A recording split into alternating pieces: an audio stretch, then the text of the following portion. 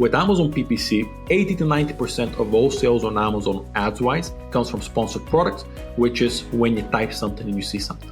I've been selling on Amazon since 2019. I have a little bit over $5 million in sales, 5 million pounds in sales, so more than $5 million in sales. And in the last 7 months, we started an agency helping brands that are on Amazon only. The bigger the brand, they don't care about necessarily the revenue, but being represented correctly and professionally.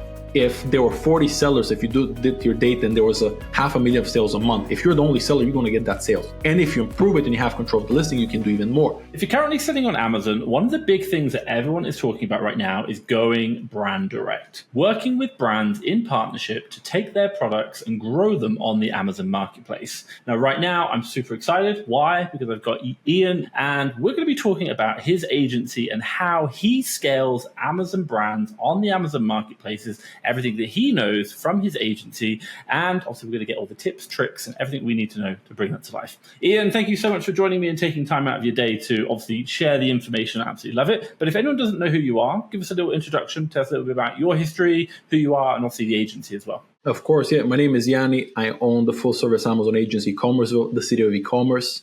I've been selling on Amazon since 2019. I have a little bit over $5 million in sales, 5 million pounds in sales, so more than $5 million in sales. We've done bundles, unique bundles, private label, brand direct, straight wholesale, retail arbitrage, online arbitrage, absolutely every model we've done it. And I love all of them, to be honest. And in the last 7 months, we started an agency helping brands that are on Amazon only. 99% of the people we work with are private labels. We do have 1 or 2 clients that have bundles, and we also have a couple of clients that do brand direct. So we have experience pretty much in everything. Category-wise, we work with everyone from supplements to groceries to even furniture. Like the craziest categories you can think of, we work with. We work at the moment with over 20 brands. And yeah, it's a lot of fun. But my background is really e-commerce, specifically Amazon. The reason we decided to do Amazon agency only is because that's where I'm most confident is. Yes, I've sold on TikTok. I've done well on eBay, but Amazon is where my expertise are. Cool. No, I absolutely love it. And thank you. So today I really want to learn about growing brands on Amazon. And I think the history of this, what I've seen personally is that, years and years ago, it was all about building your own brand. Aggregators, we saw buying up a lot of those brands. But more recently, in the last few years, especially in the reselling space, which wasn't an area that you'd ever think about brands, is now becoming working with brands directly and helping them. Can you tell me a little bit about that? Like, how have you seen it? What's going on in the marketplace? And why has this happened now? Why are you seeing this? Well, in the last 3 to 4 years, I would say is when it really got popular, especially the brand direct, because before that, everyone was doing wholesale, which is great. The issue is the people who are a bit smarter, they were looking at someone like Walmart and Tesco, who all of these retail shops, they go brand direct. So the brand direct thing comes really from retailers. All of them, if you see Tesco that's selling Heinz, that's brand direct. They're not going through a wholesaler, and they're getting better terms. So people who are clued in on Amazon doing a lot of volume, they were like, why would I go wholesale route and get X amount for X amount? I would go brand direct and I would give them value. And not only that, as you know, on Amazon, there's so many brands that are misrepresented. You have 20 resellers, bad images, no ads. So the smart guys would go into the brand and say, hey, I'm very experienced on Amazon. This is my account. I'm doing very well. By the way, see your listings. I'm selling them already, but they're being misrepresented. Brands have price guidelines, and if you don't respect them, they hate it. A lot of them, they don't know that Amazon is the wild, wild west. If you show them that, they'll be like, okay, I want to work with you. But it's not as simple as that, really. It's about what can you give them. The guys who do it very well, and I've seen that do it very well, they do really listings for them, ads for them. They sell them on how they can expand their brand and be the one person that represents their brand. Because that's what brands care about. The bigger the brand, they don't care about necessarily the revenue, but being represented correctly and professionally. Interesting. You mentioned there, bringing value to the brand. What does that, just define what does that mean? When you say, I'm going to bring value to the brand, define it. So let's say you're a brand, right? Let's say you have 20 different listings on Amazon. They're under different resellers. People are just going, buy boxes going from $10 to $15 to $20, and it's all over the place. I'm coming in and I'm saying, hey, Heinz, you have these brands. I'll give you pictures. I'll give you a presentation. If you really want to do it properly, you do a proper presentation. You give them a call, but also emails and so on and so forth. The bigger they are, the more difficult it is just to get a call. But you go in and tell them, these are the brands, these are all the people that are selling it. Nobody is really credible. The listings are bad. The product, look at all the bad reviews your products are getting, and that's impacting you, not the seller. What I can do for you is, if you give me exclusivity, if you let me sell it for you, I will make sure that all the pictures are professional. I will go by your guidelines. If you tell me the price is $9, that's what I'm staying at. I'm not going at 10. I'm going to do exactly what you want me to do, but I'm going to do it the professional way. And on top of that, I'm going to advertise the listing and I'm going to produce you more sales, and I'm going to do that out of my own pocket. So I'm going to basically work for you for free and buy your products, and we make more profit. That's how you want to position it, because that's the truth. Now, they probably don't know that if there were 40 sellers, if you did your data and there was a 500,000 of sales a month, if you're the only seller, you're going to get that sales. And if you improve it and you have control of the listing, you can do even more. So it's a win-win, but it's a long-term thing. It's not where the issue is that most people are thinking, okay, I'm going there and I'm going to make money the first month. No, many times you might lose money for the first 3-4 months just to get that relationship. And then you start making money. It's a long-term partnership. You want to have everything written in contract.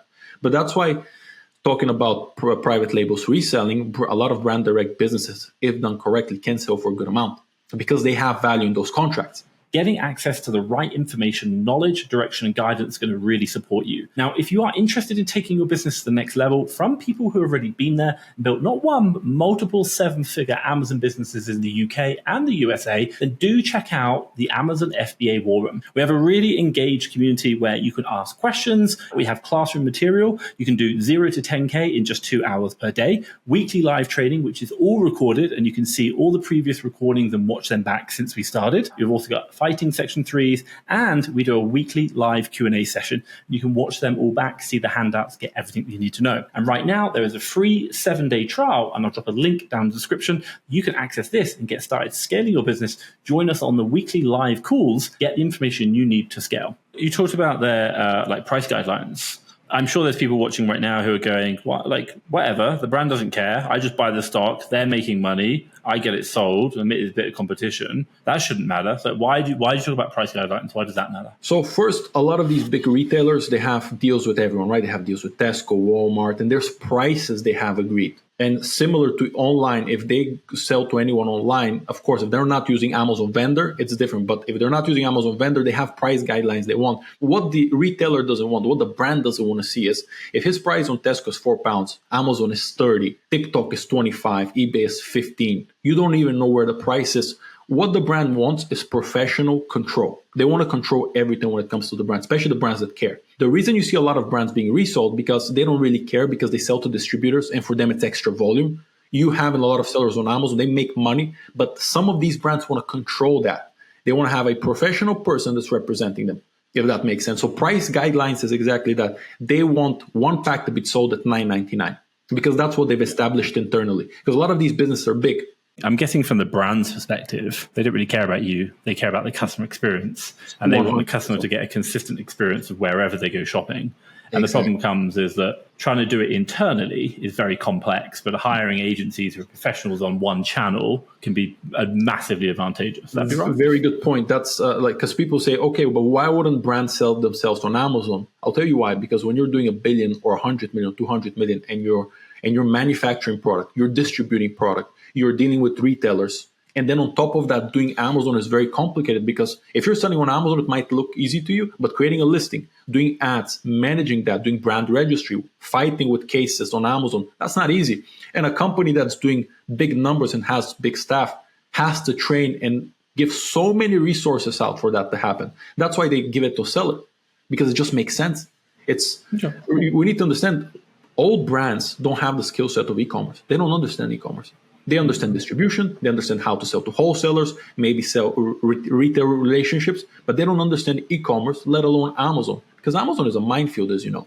Yeah, and it's interesting because we think about, it's easy because we've done it, but it took us a long time to learn. But also, manufacturers know how to manufacture. That's their key specialty, and drive efficiency and cost in that. Very good point. So you mentioned there about advertising. So my understanding right now is that when we work with brands, we're really about representing them in a professional way on the channel that we operate in, called Amazon. But then also that's not just representing, doing the price, doing the listings, but also another element is about growing the listings, and that's generally through advertising. But before we jump into advertising, do I understand that right?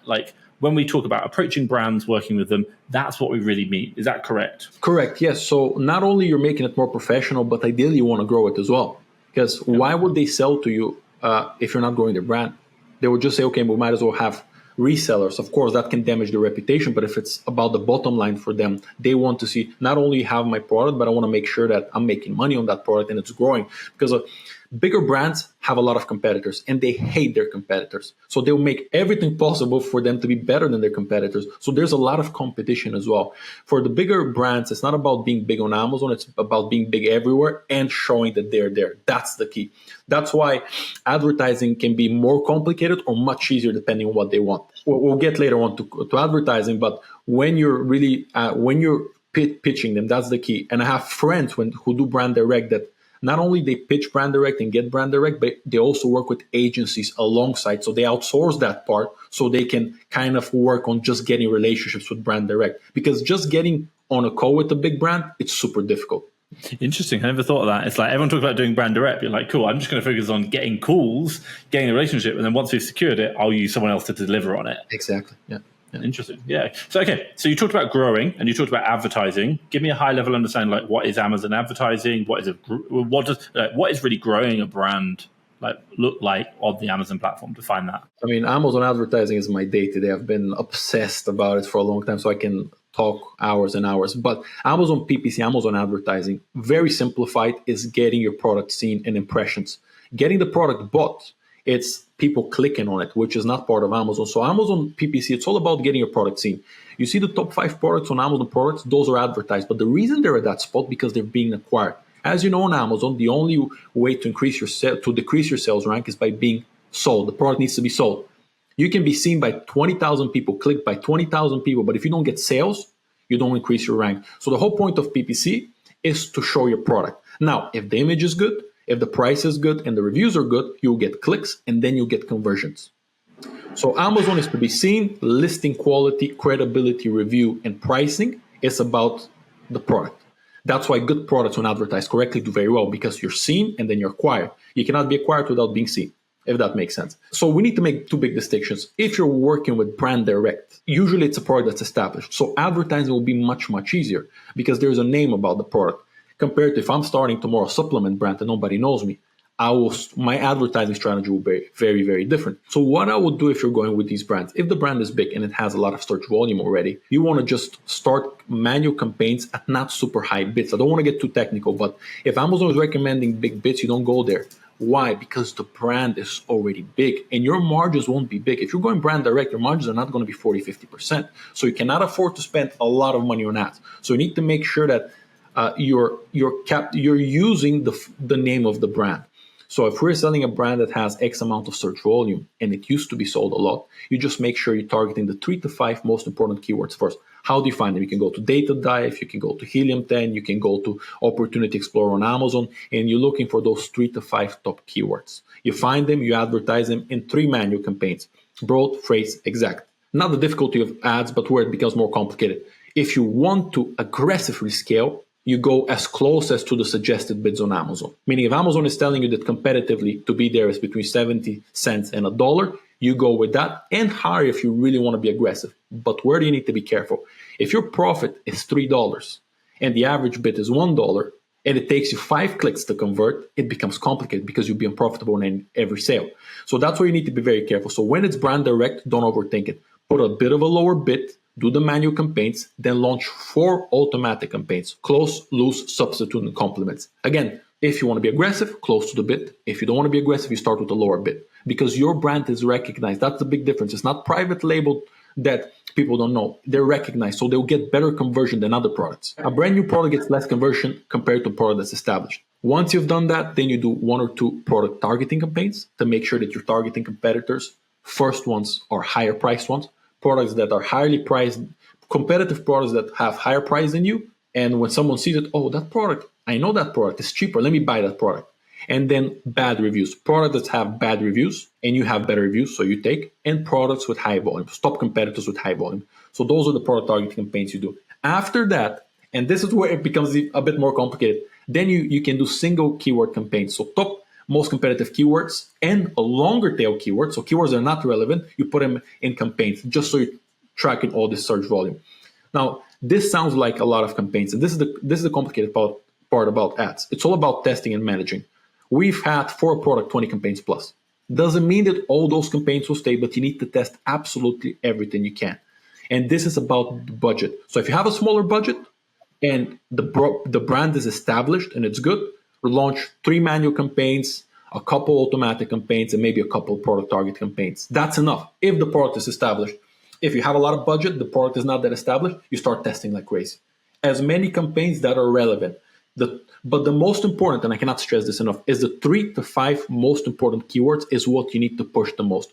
Every product, for example, Timex watch, I'm probably going to say watch, or similar to Casio watch or digital watch. Those are the 3 to 5 most important keywords is where you put all your money in, or most of your money in. Everything else is testing. And then if you have extra budget, you start looking at those longer tailed keywords, meaning keywords that don't have a lot of search volume, but probably have a good return on ads, but won't have the same volume. Yeah, it's a minefield. It's a minefield. It looks very complicated. It's not that complicated, but the key is to test and test correctly and test in a way that you don't hurt yourself budget-wise. I'd like to dive into all of that, but I'd like to kind of step back a bit because I think you've just kind of gone like wow, it's just great. By the way, like obviously I love the fact that you know your stuff, which is great. The way I kind of see it is so in the space you have kind of brand direct, which is brands which are already established. Let's call it Nike, for example. Obviously, everyone well knows them. Obviously, they're huge, and that'd be unlikely you're going to get them exclusive. But then also you have other brands which probably don't sell on the platform, so therefore they probably don't have. Or they might have minimal to no like search intent or people or brand awareness on the platform already, which would be exactly the same as launching a brand new brand. Because while you don't own the brand, you're still just launching something with no search volume, which basically means at a fundamental level, when you're doing this kind of work, it's really about what is the search traffic on the volume on the platform for that brand. If it's got volume, different approach. If it hasn't got volume, you're starting from the beginning. Is that right? 100%. That's why brand direct, if you're doing brand direct, I would focus on bigger brands. I'm not saying billions, I'm saying a good amount. It can be a couple of 100 million, which sounds crazy to you, but there's so many brands doing that amount. Like so many, especially in the States and here in the UK as well. But concentrate on bigger brands that are already on Amazon, because if you're taking brands directly to Amazon, it's kind of a private label. Unless it's Nike, as you said, but you're not going to get Nike. So here you need to think about, if you're doing brand direct, you need to think, are you an advertising agency? Are you an Amazon agency? Or you are a reseller that is very clued in on how Amazon works, but you know that you need to get products that are known? That's what you need to understand, because if you want to be an advertising agency, great, but you're not going to be a reseller either. It's difficult to do both. So I might as well have one contract per year, but it's a big boy that I know I can sell a lot on Amazon, has potential, and I have the data on Amazon. Because if I get someone like, let's say Durex, right? In the market, I know there's so much search volume and sales. Even if I do a horrible job at advertising it, I'll still do very well. But now if you bring a product that doesn't have that name, doesn't have that amount, and you bring it to Amazon, if you don't advertise it correctly, if you don't do the listings correctly, it can go very wrong and you're going to lose a lot of money. That's the reality. I've seen it happen. Okay. Because it's essentially a private label. Yeah, it's super interesting. So let's talk about money. Like, we've really got two spectrums. We've got, and again, I think for my audience, it's probably going to be like brand new brands, not on Amazon, no search volume. And then they're going to be, maybe the brand is already selling, it's got a couple of listings, and they're now like, hey, we want to take it exclusive, which is probably going to be like, and I think where you talked about, I say 100 million, but I think that's probably on the high end. But again, it's kind of like, we're kind of talking about that scale. We're not talking about the Nikes here. Like, let's talk about money, like to get going, to run some tests. Talk me through like how, like rough figures, like how much should we be looking to invest? So if not on stock, just advertising. Yeah. So if you're doing, and here, is it about brand direct or private label without? I think it's two situations. One would probably be like private label or brand new brands, and then the other one would be like brands with a small search volume on Amazon. So if it's brand with small search volume, and let's say a brand that does 1,000 units on Amazon or 500 units of sales of Amazon, right? Already that's happening before you get in brand direct. And that's per month, would you say? Per month, yeah, per month. So not crazy volume, but they have some volume, right? Of course, depending on the average order value and the price. But let's say they're doing about 500 units. With that, and if we're in the US market, because it changes between market, in the UK market is cheaper than the US market. As you know, US market needs to spend more because we have clients in both, and US market $100 is different than UK $100, £100. So if it has already some search volume, unfortunately, and some sales, you still kind of have to treat it as a private label, because 500 sales on Amazon per month is not much. especially in lower priced items, because I highly doubt your first brand direct will be TVs or expensive items. So if you're selling something around $40-50, which is not a crazy amount in the US, I mean, in the US, probably that's the average price right now, $40-50. And here in the UK, it's probably 15, 20 pounds, 25 pounds is where the average price is. But in the US, it's $40-50. So 500 of that is not much. I would treat it similar to private label, but I would start with lower bits. A starting budget, I would say $50 to $100 per day. This is what I would start with. Doesn't mean you need to spend all of it, but this is what I would start with. The key here is that we're gathering data, right? We're launching manual campaigns with the relevant keywords, and we're gathering data. Rule of thumb, automatic campaigns, broad campaigns tend to give you better returns, but less sales to a certain extent. I'll give you an example, because automatic campaigns using Amazon's algorithm, they're saying you place it here, you place it here. The danger with that is you don't control it, meaning that Amazon might, it might be advertising for microphone, but it might be looking for cameras. So it might put you in a lot of irrelevant search terms. So that's why automatic campaigns can be a disaster if done wrong. Manual campaigns, if you don't know what you're doing, you can blow your bankroll faster than everything. Because if I'm putting, let's say, an exact campaign on microphone and I'm putting a super high bid, a high budget, that can go in a day.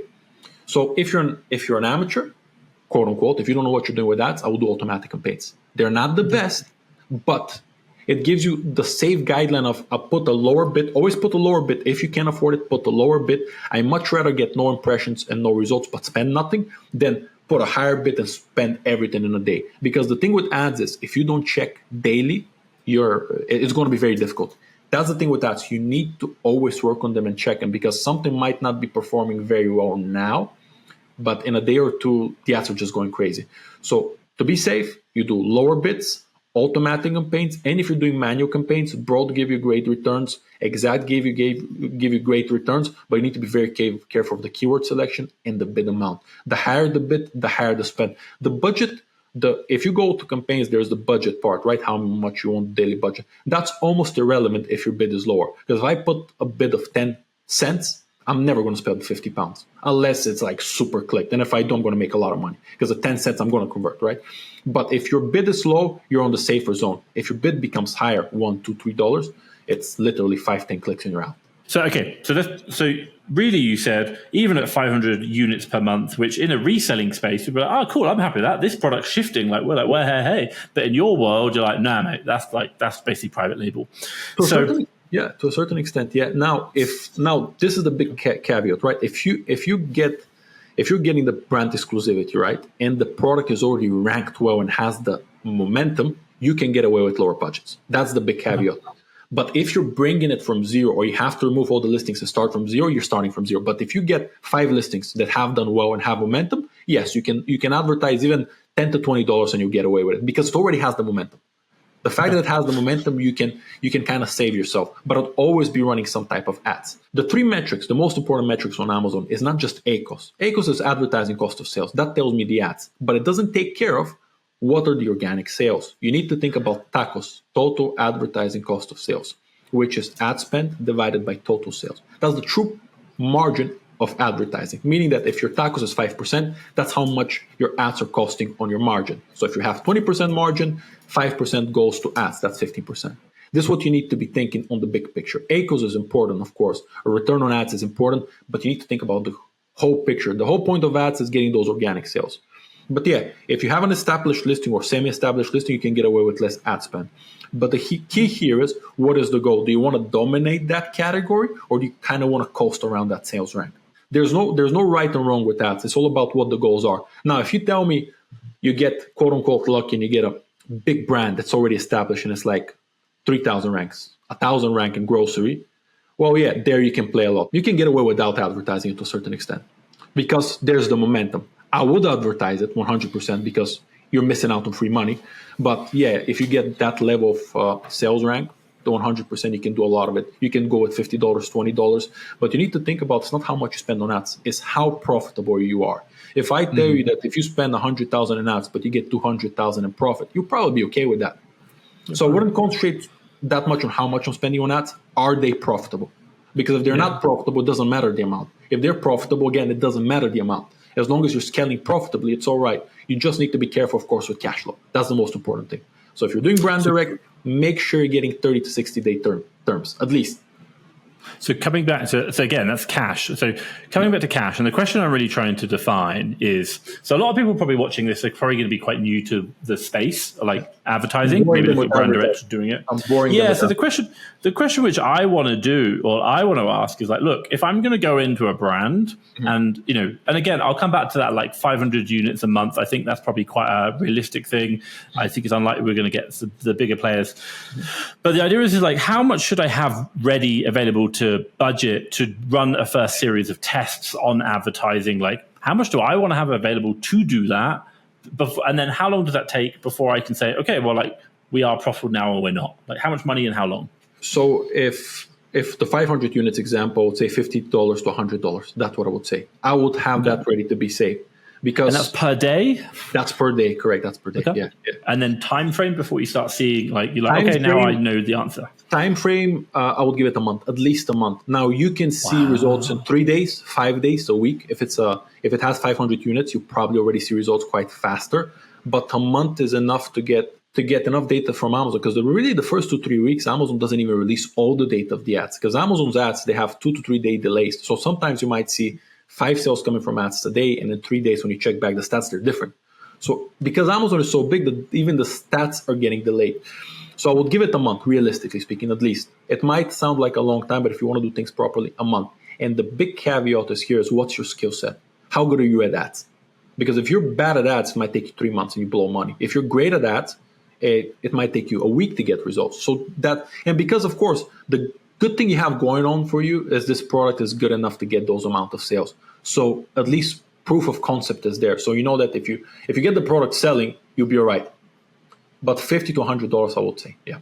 So working that out, $50 to $100 a day over a month, you're looking at 1,500 to what, 3,000. And initial investment that you've got to be willing to like lose just to see if it's going to work before you make a decision on it. Look, if you do brand direct correctly, and the minimum is 500 orders per month. If you kind of do the math on how much is 500 orders, let's say you get, I think this is the easiest way to establish if you're going to make profit, right? Let's say you're doing 500 orders per month. Let's say that is £1,000 in profit, right? At the current state with no advertising, you know that if you can spend at least 1,000 and break even on that, because if you advertise, you're not going to go down in sales. So you should go around that. So I would make sure I know my research of how much is that product making per profit before I even get it brand direct. I get the listing, I sort out the listing, whatever I do, I optimize it. Now the key is, how much can I grow the sales? So I'm going to spend 1,000. Hopefully I'm at least making it back. But if you have the stats that you're making it back, you make it back. Because you have the stats of that product is selling 500 times a month. So if you're putting ads, it's not going to do less than that. So you can at least spend 1,000 if you're really, really worried about your budget. And if you are, I wouldn't go deep on brand direct, because brand direct requires deep pockets. If you're worried about your budget, you do retail arbitrage, online arbitrage, and maybe wholesale. But if you're worried about your budget, brand direct is deep waters, because with brand direct is where other skill sets come. And not only that, to get into the door with a lot of these brands, you need deeper pockets. Yeah, I'm probably not going to dive down. Like, I could be here forever asking, like, tell me, like, what does that mean? But like, again, I want to keep it very much in the advertising space. So let's kind of bring it back. You talked about money, which is great. So kind of cost and time frame for testing, great. You talked about ad sets or types of ads. Mm-hmm. Like, what does that mean? I've obviously done some Facebook ads, so like, we're getting on Canva drawing stuff, but like, what are the ad types on Amazon? What does that look like? What do we need to know about that? So it's Amazon PPC is similar to Google PPC. So for example, Facebook, when you go to Facebook and you scroll, ads are launched at you. You didn't search for it, but they're coming. You might be scrolling on ads and you might see a microphone ad, but I wasn't looking for that. It's coming to you. So that's why the creative part, the images, the hooks are super important on Meta ads, right? With Amazon PPC, especially the sponsored products where most of the sales come from, that is intent-based, meaning I'm looking for something on the search bar and I'm finding it. It's similar to Google. That's why Amazon is one of the best when it comes to bottom funnel, because everything converts on Amazon. You go to Amazon to buy. They don't need to sell you too much. You're looking for a product, you find it, you buy it. So Amazon is what you find. When you're looking something on the search bar and something comes up and it says sponsor, that's ads. Now, of course, you have the sponsored display, the sponsored brands. For example, when you see the billboards, that's extra. But 80 to 90% of all sales on Amazon ads-wise comes from sponsored products, which is when you type something and you see something. That's what majority of sales come. they're intent based. So, and from Excellent. our perspective, what do we need to be like? What skill set what skill set do we need to have, or would you recommend having if you are going to run these types of ads? Is it understanding how to look up keywords? Obviously, I'm guessing it's not using Canva. You're not doing any of that kind of stuff. But what kind of skill set is useful to know? Put it this way. So the creative part, the Canva part is the listing, right? The listing is what they're seeing. So when you're typing something and let's say microphones, you're going to see microphones. You're going to see the title. You're going to see the images. You're going to see the reviews. The biggest levers when it comes to click-through rate is image. Make sure that there's enough details there. It's high-quality image and I can see everything before I even click it. Title explains everything. It doesn't need to be the super long title. It needs to have keywords in the title so you're ranking well and you have the SEO correctly ranking organically. But the title that I understand what it is, okay, it's a HD mic, it's a Bluetooth mic if I'm looking, these type of important parts, and the reviews and the price. These are the 4 levers: image, title, review, and price. And the price part is super important and the review price is important. Because I bet, when was the last time you bought something without reviews? Not often. It's very rarely happen. A lot of these things is common sense, right? Put yourself as a customer. Forget about all the ads and technical part. What products do you buy? Products that have high reviews usually are either very fairly priced, or if they're priced highly, it's because it's premium. But you can't play both games. You cannot be premiumly priced for a bad product. So you need to make sure you know product, how the listing is, from reviews to A+ content, from images. That is super important. That's something you need to make sure it's done well. Then is the ads part. It's not ads first and listing second. It's listing first, ads second. And of course, product being good. Product is number 1. Product has to be good. But when the product is good, which should be if you're going brand direct, is listing needs to be good. 7 images, 1 video, A+ content, titles, bullet points, description, everything needs to be there so you're indexed correctly. And once you have all of that, reviews on top and good pricing, then it's the ads part. So that's what I'm saying. There's so many skill sets if you want to do it correctly. It's not complicated, but it takes time. That's why so many people hire agencies when they're doing that for brand direct, because it's such a big part. And a bad listing, as crazy as that, a bad listing might mean that you're unprofitable on ads. A good listing might mean that you're very profitable on ads. I'll give you an example. We had a client that had 0.5% click-through rate. We tripled that to 0.50 to 1.5 click-through rate. He went from 10,000 a month to 30,000 a month, tripled the profit. No difference in sales, no different in ad spend, nothing. Just from that, because his images weren't good, he wasn't converting. He is doing creatine gummies, and if you know creatine gummies, they're very popular here. You put everything inside. You put how many they are. It's just how you stuff it. You put the title correctly. You work on the Amazon SEO, and that's where the big conversion rate happened. That's the thing. If your listing is not good and your product is not good, you're just going to spend a lot of money on ads. So when you're doing brand direct, research the product correctly. That's what I would advise. So talk me through, because really, from my marketing background, you're talking about basically a funnel, which is called ads at the top. Correct. Then it's kind of so it's ads for the right keyword intent, and then it's like the listing itself, how it looks on the search result. So that kind of thing, and then it's this. Then it's Correct. The actual listing itself once you're on the listing. Exactly. And then obviously you get conversion. Exactly. So if we put it on a funnel, impressions, the views, clicks, click-through rate, and then conversion rate when they buy it. So if someone sees it, they click it, that's a click, and that's when they charge you. They're inside the listing, they buy it, that's the conversion rate. So those are the 3 metrics really: impressions, click-through rate, conversion rate. Those are the 3 metrics you're really looking. For Amazon, I wouldn't suggest to look at the basket, because the conversion rate is so good you just get confused. For Shopify, yes, but for Amazon, no. So impressions, how many times you get, the views you have, which is traffic, how many people are seeing your listing. Clicks, how many people are actually clicking on it. Because if they're not clicking on it, there's a reason they're seeing it, but why they're not clicking it. And then once they're in, conversion. If your click-through rate is high, conversion rate should be high as well, usually. Because when people are in, they buy. And give me numbers, so share with me, what do you typically see when you first start? What are those, obviously impressions are very variable, but I'm guessing it'll be the click-through rate percentage and then the conversion rate percentage. And then obviously, what does a good listing look like once you've done some magic? That's where do you want to get to? Number one, it's very dependent on categories. So there are some categories that might have impressions why it's a high volume. So grocery items have high volume of impressions because it's a very used item. Energy drinks will have high volumes. Click-through rate is very important. So click-through rate, everything over 1%, it's good. Now, this is a generalized thing because you can make profit on 0.2 if you have enough volume and the right click-through rate. But everything over 1% is good. Everything over 2% is very, very good because here's clicking. Think about it. Impressions, you might have 1 million impressions, but if 2% click, that is a significant amount. Conversion rate on Amazon is very high. So on Shopify is 1 to 5%. On Amazon, you can go 20 plus percent. What does 20 plus percent mean? 20% means that every 5 people that come in, they convert.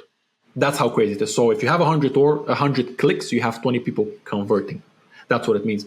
A good conversion rate, everything usually, and this is a very generalized number, everything over 10% is good.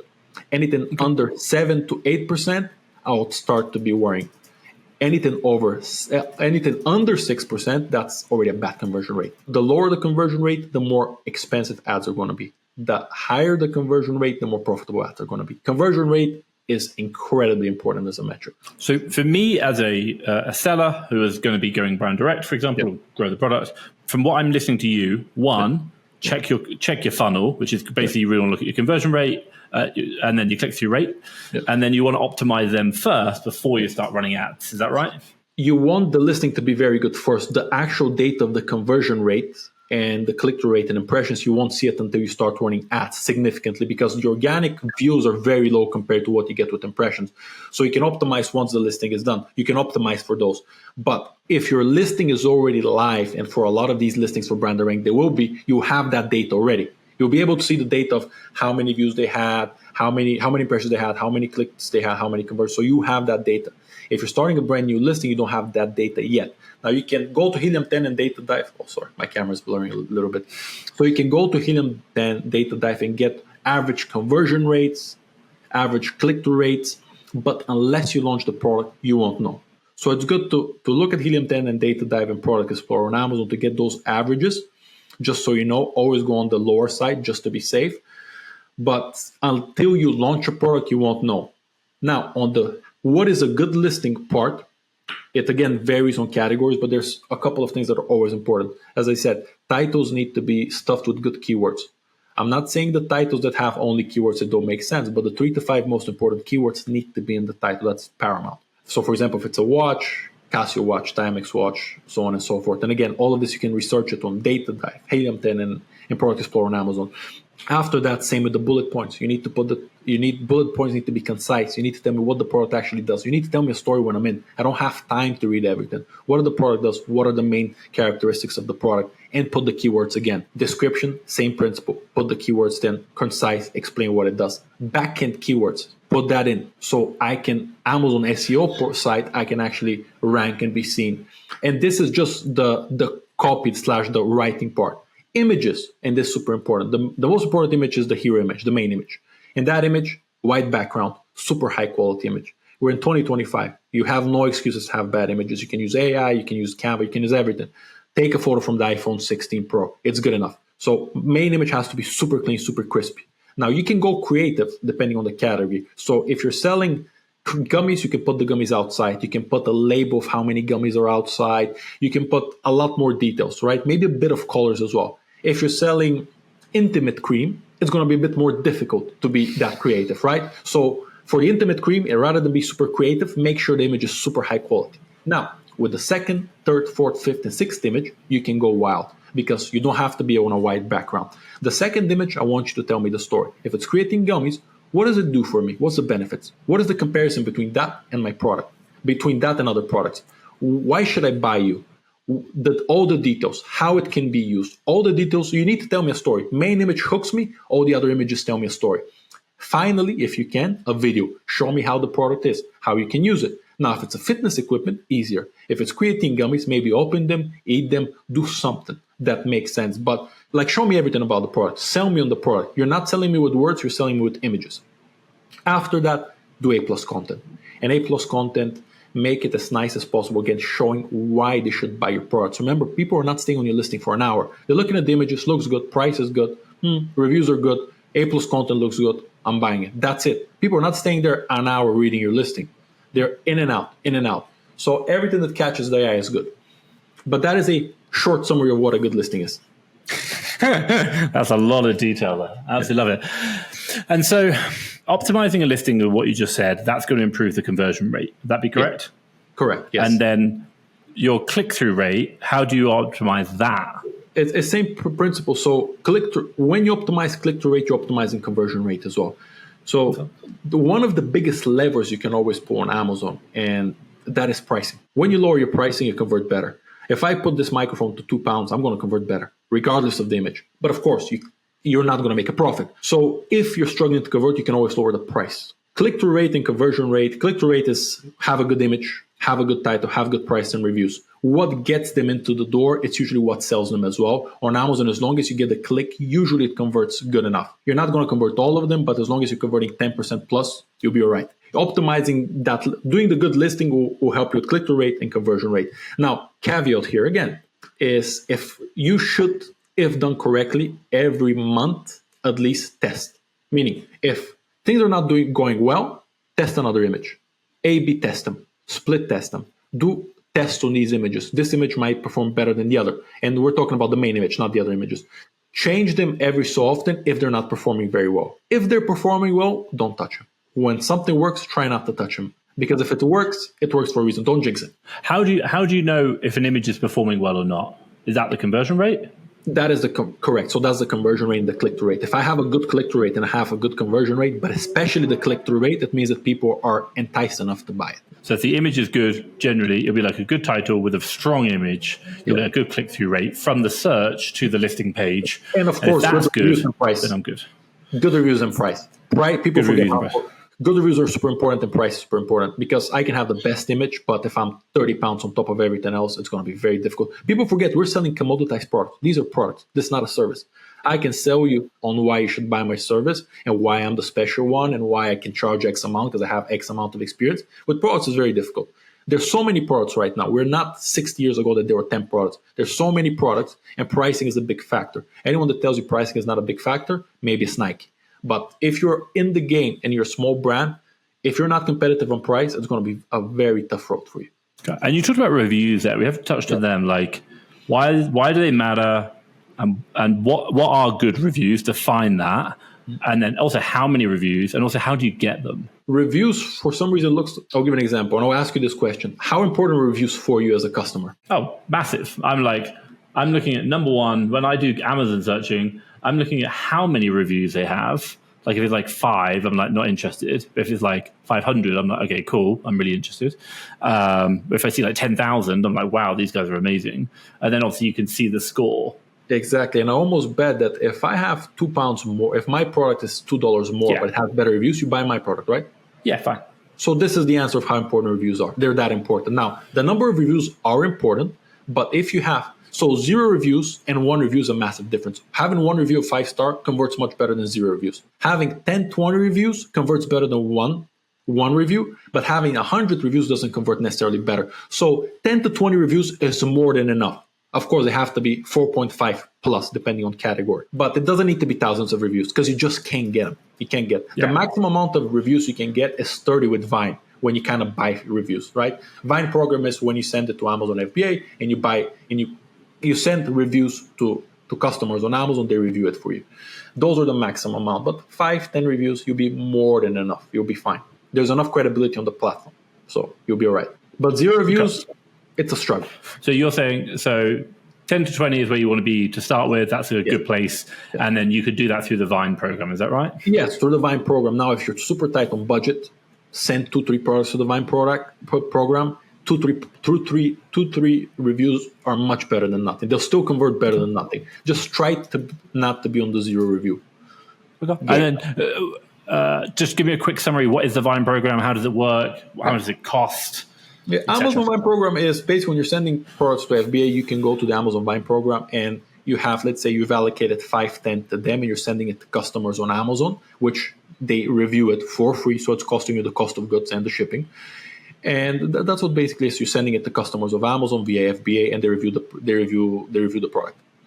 But they review the product. Reviews. Correct. It's not like, as you know, on Amazon you might sell 1,000 products and get 1 review. They actually review the product. That's the difference. Okay, fantastic. So that's a really good thing. So improve the listing, images, titles, get reviews, and then watch and you're saying you can't see the real click-through rate and the conversion rate until you really start running ads, but you could do that work before you start seeing it. Is that right? Correct. So to get the actual data, and this, we're talking, if you have an established listing beforehand, you have that data already. Even if they're not running ads, you have the organic part, but still it might not be as accurate because when you're running ads, the stats change. The click-through rate, you won't know exact numbers until you start running ads. That's what I'm saying. You need really a month to start running significant amount of data that's reliable.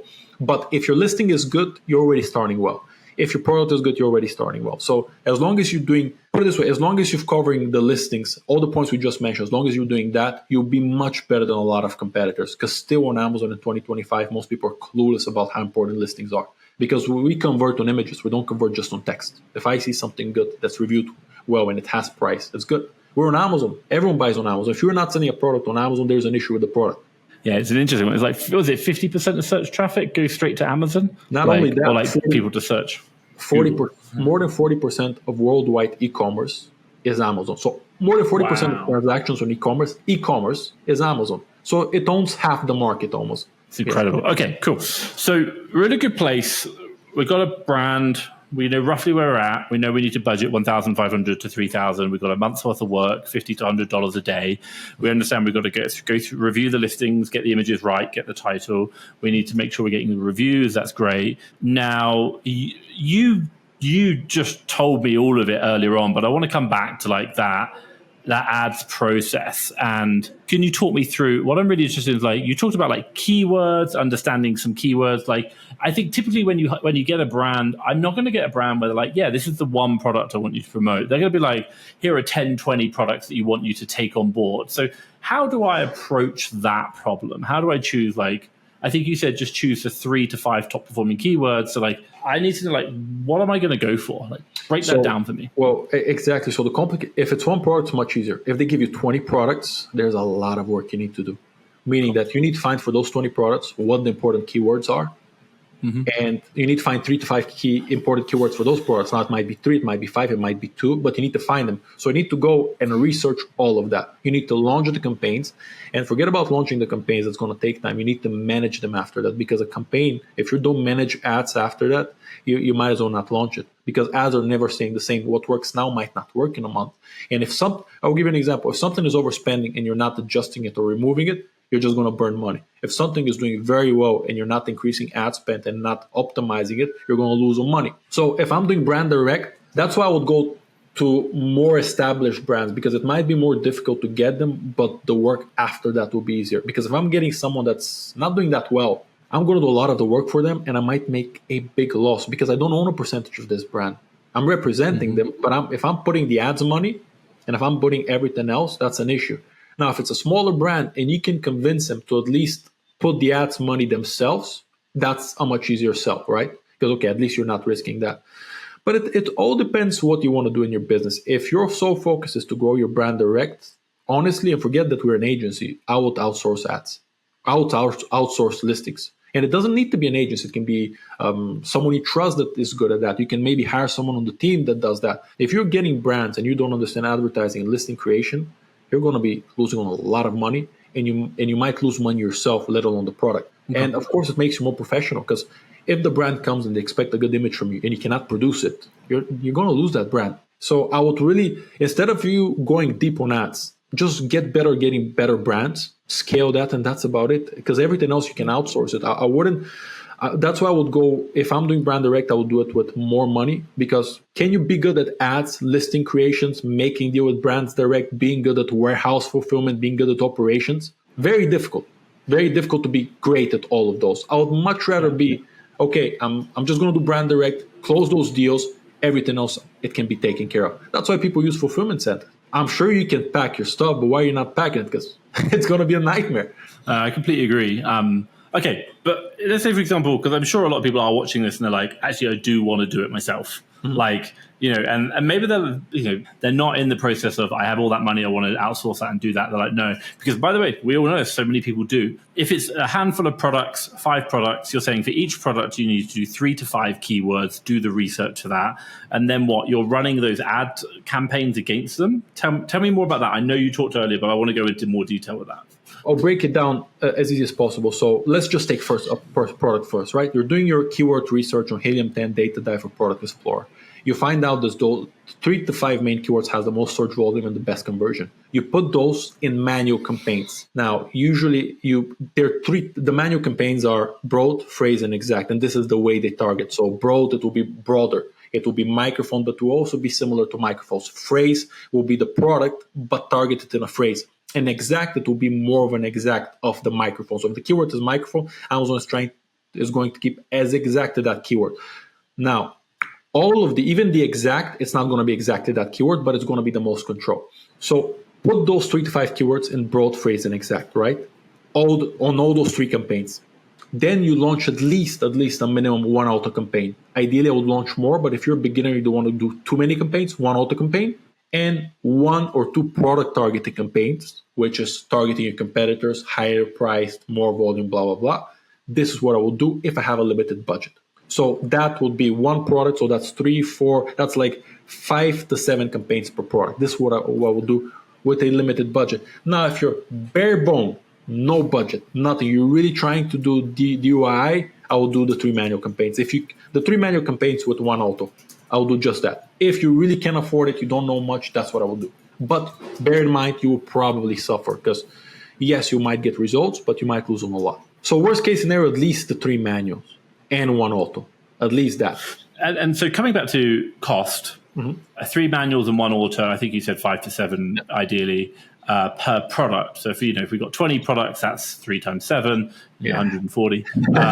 So it starts getting a lot. And then, but you also talked about budget earlier, which is you probably want to budget $50 to $100 a day. Is that per campaign? Is that per product? So is that per brand? On an ad level budget. So let's say you have 5 campaigns and you put $20 each. Now you'll be like, okay, but that's $140 a day. It is, but there's something on Amazon, if you go to campaign settings, which is called daily budget cap. You can cap and say, Amazon, all I'm willing to spend is $50 a day. So I don't care if I go, that's the maximum I can spend. So you can control it that way. I would suggest to control it that way, because if you put a budget on a campaign of $3, $4, Amazon can hurt you for that. It's not 100% proven, but I've seen it a lot of times that if the daily budget on a campaign is $10 compared to $50, the $50 campaign does better. So I would put a higher budget on the daily budget for the campaign instead of having to do smaller and then do the math. Put a cap on how much you can spend on Amazon, $50, $40, and Amazon will take care of that.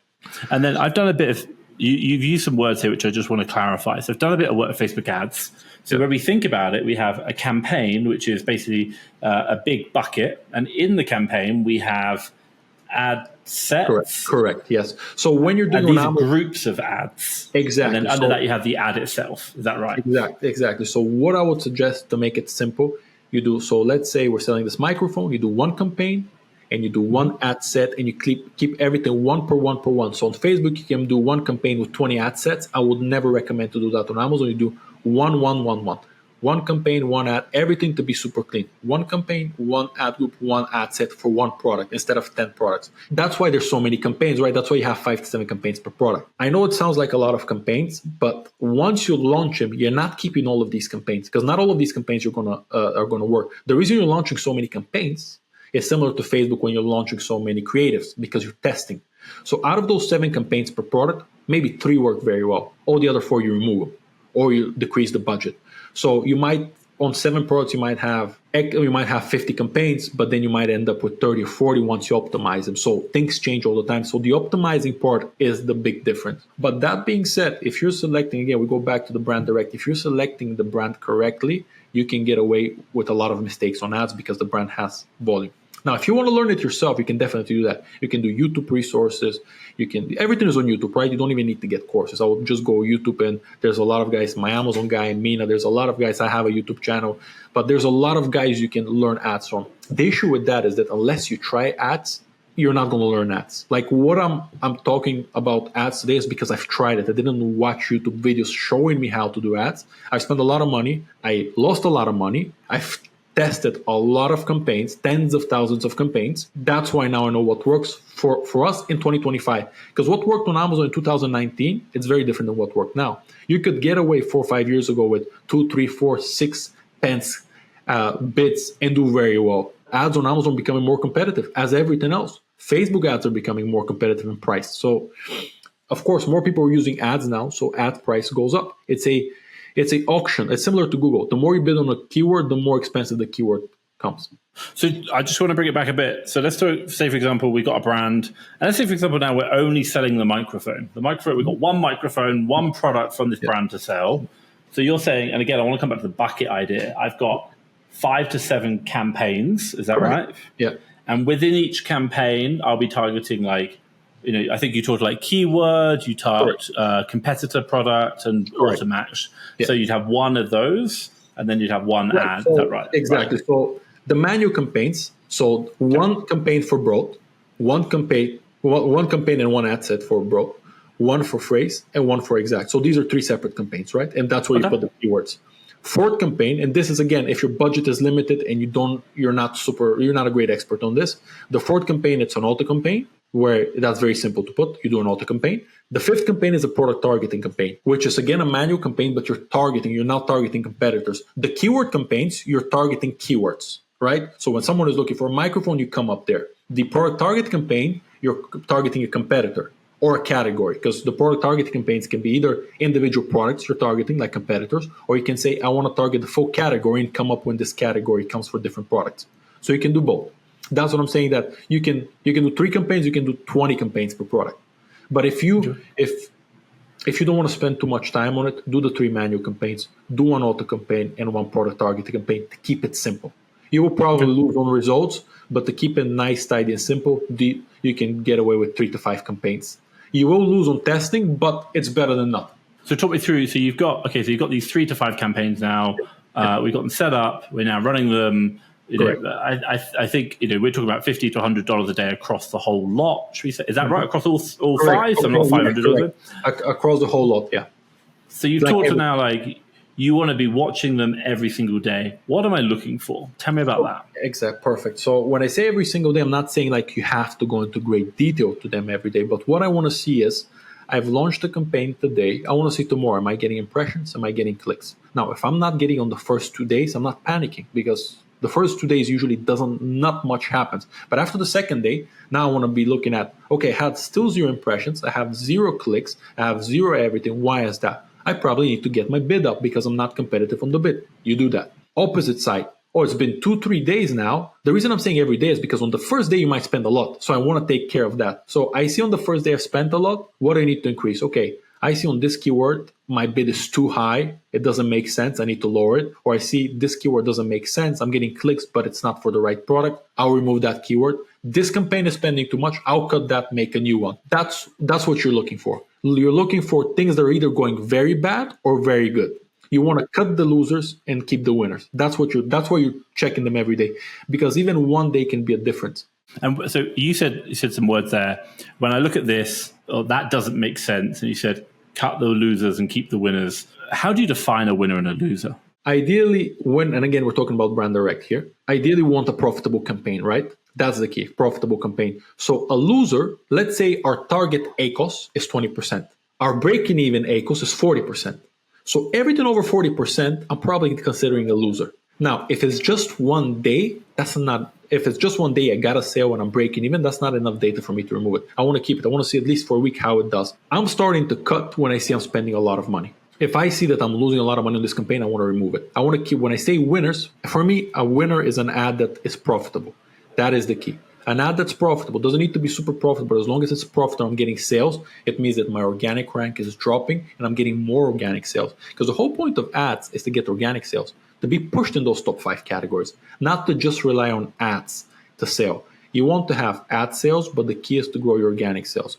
And of course, this varies. If you have a product that you buy every month, you have a lot of returning customers. If you have products that you buy every 3 years, you have less returning customers. So even that, there's how you do it ads, because I'll do ads very differently for supplements compared to a TV. You're not going to buy 10 TVs from me unless you're my best friend, right? Or unless you're trying to sell them. But if you're getting creatine gummies, you're going to give them every 30 days. So I can afford to spend a lot more on ads than I would spend for a TV. For something like a TV, I need to be profitable on the first ad. For something like creatine gummies, the lifetime value of a customer is very long. So Someone who does, if you buy creatine gummies, I know you give me 12 purchases a year, right? I know I'm making 200 pounds from that. I can afford probably 50 to 100 pounds to acquire you as a customer. With TVs, I can't do that because the cycle is too long. No, but that's what I'm saying. There's so many nuances. That's why with ads and Amazon PPC, it's almost a bit like politics. Everything they ask you, it's very difficult to get an exact answer because literally every category is different. Every product can be different. There's these guidelines of, for example, the manual campaigns, the keywords, that they're general correct things. But everyone that does ads, and this I'll give you to your listeners, right? Everyone that, if you're going for an agency or anyone that's an expert, anyone that tells you this is exactly how it works, this is 100% of what you should do, and gives you exact numbers, run away. Because I've had clients being burned, tens of thousands of pounds of people telling them this is what will happen. This is exactly the ad. You cannot know that. You can have all the experience in the world, but again, this is products, this is people, this is a platform. You never know how much you're going to sell, how you're going to convert. I cannot promise you we're going to get you 20 ACOS in 2 months because it just doesn't work that way. It's a live market. So everything on ads, it's depending on your goals. If you tell me your goal is to make 20% margin, from there I can give you benchmark. But if I don't have a clear goal in mind, you don't know what good results look like. So everyone that's doing ads on Brand Direct or wherever, make sure you know what your goal is. Is it to scale rapidly and be the number one? Then you're happy to break even and lose money. But then you know that in the long term, you're going to do better and you're going to start getting better sales. Or is it to be profitable on day one, which means that you probably get less sales, but they'll be more profitable. So you need to know clear goal of what you want to do. So if you're doing Brand Direct, speak with the brand. What are they looking to do? Are they looking to be the number one in the category? Then you're going to spend a lot of money, whatever the product is. Are they looking to be much more profitable, but happy to have 5, 10, 20% sales increase? Then there's a different strategy. So strategies varies, depend on goals, always. Interesting. Yeah, I think the thing I was going to say was the thing I heard from you was you want to get your ads profitable or at least break even, and that's called a winner. Now, depending on your outcome, whether it's now I want to be the number one, so it might be I just keep running break even ads because you're not making the money on the ad sales, you're actually making money on the organic sales because you're now products ranking. But if the brand is now saying, no, look, we'll give you money to ad spend, or you realize that, hey, I really want to grow this, you might run it at a small loss because you're I know I'm getting additional sales that I'm not paying for. Or you might be hey, I really need to get it to 10% profit on ad spend as well. So again, you can play with that, but you want to get to that kind of break even place and realize where that is first. That's quite an important part. Exactly. You want to know your numbers. So the first thing I always ask people who do ads, clients or friends, is what is your profit margin? Know your profit margin. What is it? 30%, 20%, 50%? The higher the margin, the more we can play around. Because when I know your margin is 30%, I know that your TACOS, total advertising cost of sales, to break even has to be 30%. If we don't know these numbers, we're playing blind. And then from there, we're okay, I want to make X amount profit on this month. I want to make X amount this. Then we can start benchmarking and forecasting and goals. But if you don't know these basic numbers, and gross margins are easy to get, if you don't know these basic numbers, it's very difficult. And of course, you need to know if they want to be the number one and get as many sales as possible, or they want to be a profitable product from day one. But it's difficult to do both. It's very, especially for private label. For Brand Direct, you can kind of do both because you have some established. Now, if you give me someone like Nike, even if I don't know what I'm doing, I'll do well. So that's why if you're doing Brand Direct, yes, understand ads, great, but get good at getting good products. Because if you're a reseller, people forget, right? If you're a reseller, you understand what sells. You might think you don't, but you do, because you do search. You look at the keeper charts, you start looking at trends, you start looking at what people buy, what people love. So you already have product knowledge. Now, you're not a manufacturer of products, but when you see someone you want Brand Direct, okay, that's a product I would buy and I see there's potential. As long as that's the case, you have a good gut feeling and data, go with those products because it will be your easier life. Forget about all the technical part of that. If the product is not good and doesn't have potential, then you're really screwed. You mentioned some words, tacos. I know you're not coming to talk about Mexican tacos where I am. ACOGs. What are the key kind of terms that people should understand and what do they mean? Yeah, so tacos is total advertising cost of sales. Many people don't mention it, but it's basically your profitability on ads. And you take your ad spend, how much you're spending on ads, divided by your total sales, organic and ad sales. That tells you how much your ads are costing, the percentage your ads are costing. So 10% tacos, it means that it costs you 10% of your total revenue to advertise. ACoS is advertising cost of sales. So it only takes your advertising cost of sales, meaning ad spend divided by ad sales. It doesn't take in account the organic sales. And that's why I like it, but it's not my favorite, because it doesn't take in account the organic sales, which is massive. Because you might be unprofitable on ACoS, but be profitable on TACoS, which is the most important part. So you might stop your ads because you're like, oh, my ACoS is unprofitable. Yeah, but you're profitable, you're growing. So you should keep on doing what you're doing. Then you have ROAS, return on ad spend. It's basically if you put £1, how much more are you getting? 7 ROAS means for every pound you get £7 back. You have impressions, which are the views. Click-through rate, which is how many people click the percentage. Those are kind of the most important, I would say. But ACoS, TACoS, impressions, click-through rate, and conversion is something you need to understand. So if I kind of clarify something that I like in regards to tacos, and I was like just trying to get my head around it, but the way I kind of see it is like if I'm running at a 10% net profit margin in my business normally, and I send so $1,000 or $10,000 in sales, I make $1,000 in profit. Cool, that's my profit. Now, when I'm looking at my tacos, if I'm basically saying my advertising, I've just launched and I'm doing a 10% tacos, which is the total cost of advertising.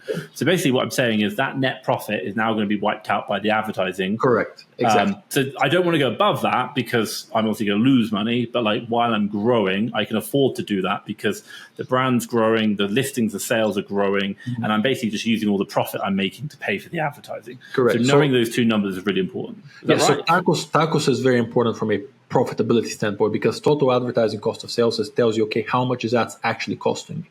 Right? Because ACoS doesn't tell you exactly. TACoS actually tells you, okay, advertising is costing me X amount. Some people call TACoS real ACoS as well. So if you have seller board, it will say real ACoS. How much is ads actually costing you? Because when you do your end of year accounts, that's what your account is going to ask you. So you need to know your numbers of how much is ads costing you really from a profit standpoint. So TACoS as a profitability metric is the most important. Yes.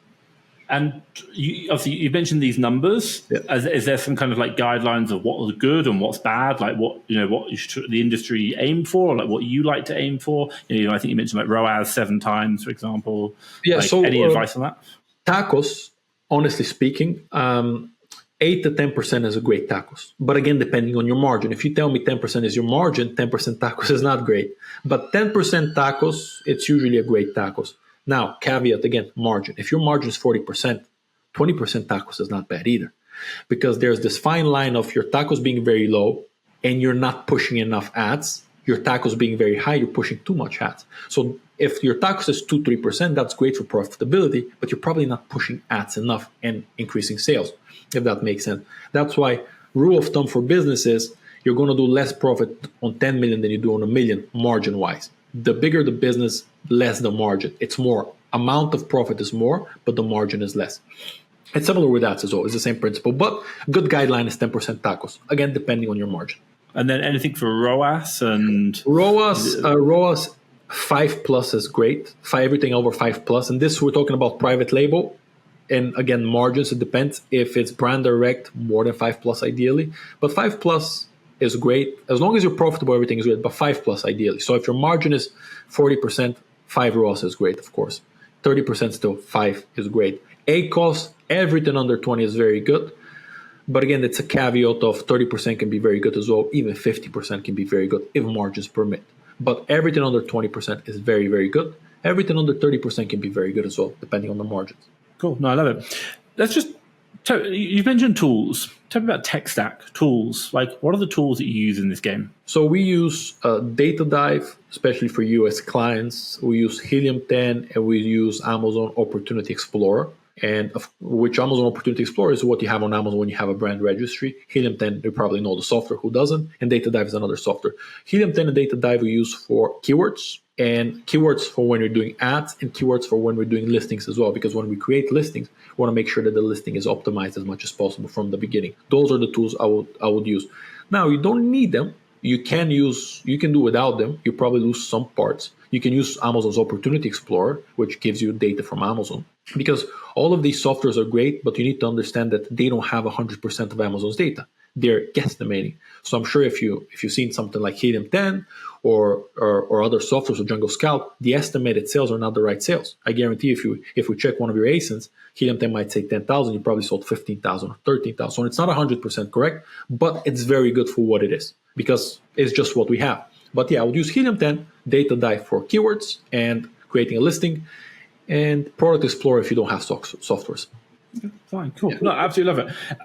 You shared so much, and I appreciate you being on this call for a really long time. Anything that I haven't asked you that maybe I should know about or that you think would be good for people to understand? Really, the final part is that I've talked a lot about ads, listing optimization. Probably there's a headache or two around here, but I know it sounds a lot. I would honestly forget about ads and listing optimization. Concentrate, if you're doing brand direct especially, concentrate on getting the best brands. If you're doing private label, concentrate on manufacturing the best product.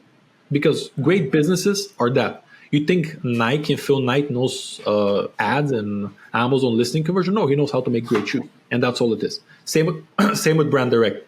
Find out the best brands, partner with them, and you do great. Tesco, look at Tesco. Look at the brands they have. Like, the game plan is there. I will just concentrate on that part. Because everything else, you can learn it, but is it worth learning it in your situation? Agreed. I think the one bit of advice I would share from my own knowledge or experience is do less, get better at doing that less. Don't try and do more, because you just don't get efficiencies and get better at it. You just create more problems. So like 100%. Doing one thing, and I love that idea you said earlier on, which is about all we're doing is just getting great brands, and we're using an agency to do the brand, the advertising side. And I was like, that's amazing, because now you just focus on the getting brands. Yep. Delivery is so much easier. If anyone's getting in contact with you, how can they do it? What's the best way? So they can get in touch with on my Instagram, Iani Doinov, or they can look at my YouTube, Iani Doinov, e-commerceville. So shoot me a DM, anything I can ask, feel free. Fantastic. If you want to know, I'll drop all the links down below. So obviously do check them out. And obviously, Iani, I just want to say thank you so much for sharing everything. You certainly know your stuff and all the numbers and everything. And obviously, guys, check the links out down below. Iani, thank you so much. Thank you, Tom. Thank you.